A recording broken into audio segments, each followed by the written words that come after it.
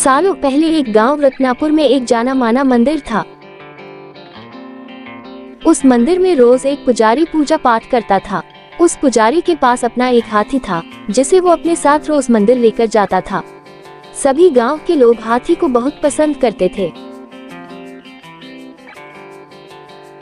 हाथी भी मंदिर में आने वाले सभी श्रद्धालुओं का खूब स्वागत सत्कार किया करता था। सुबह पूजा पाठ खत्म करने के बाद पुजारी अपने हाथी को नहलाने के लिए तालाब में लेकर जाता था।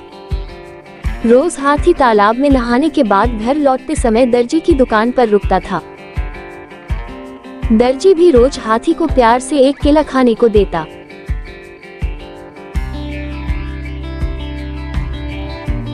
हाथी केला खाने के बाद अपनी सूंड से दर्जी को नमस्ते करके पुजारी के साथ घर चला जाता था।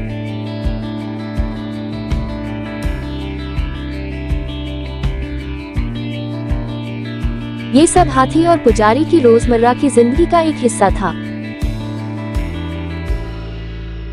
एक दिन हाथी जब दर्जी की दुकान पर केला खाने के लिए रुका तो दर्जी को शरारत करने का दिल हुआ। उसने हाथी को केला देने के बाद अपने हाथ में सुई रख ली।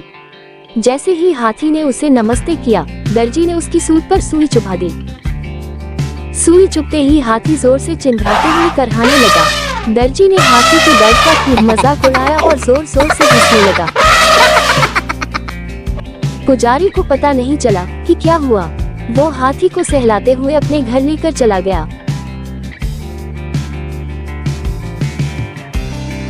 अगले दिन फिर पुजारी और हाथी तालाब से लौटकर आ रहे थे।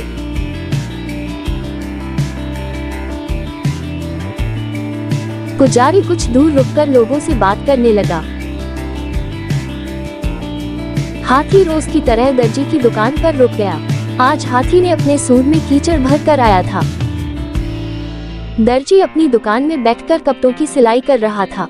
जैसे ही हाथी ने दर्जी को देखा, वैसे ही हाथी ने उसकी पूरी दुकान पर कीचड़ फेंक दिया। उस कीचड़ में दर्जी तो भीगा ही, बल्कि उसकी दुकान के सिले हुए कपड़े भी खराब हो गए। इस सब से दर्जी समझ गया कि मैंने कल जो किया था उसी का दंड हाथी ने मुझे आज दिया है। दर्जी को अपनी गलती का एहसास हुआ और वो हाथी के पास भाग कर गया। उसने हाथी से माफी मांगने की कोशिश की। उसने कहा, हे गजराज, आपने बिल्कुल सही किया। मैंने जो कल किया था उसका नतीजा यही होना चाहिए। हाथी ने दर्जी की तरफ देखा और अपनी सूंड को हवा में लहराते हुए वहां से चला गया।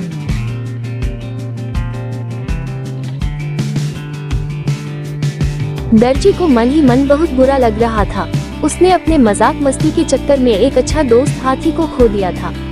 उस दिन से दर्जी ने ठान ली कि वो किसी को भी मजाक में भी नुकसान नहीं पहुंचाएगा। दर्जी और हाथी की कहानी से यह सीख मिलती है, हमें मजाक में भी किसी के साथ बुरा व्यवहार नहीं करना चाहिए।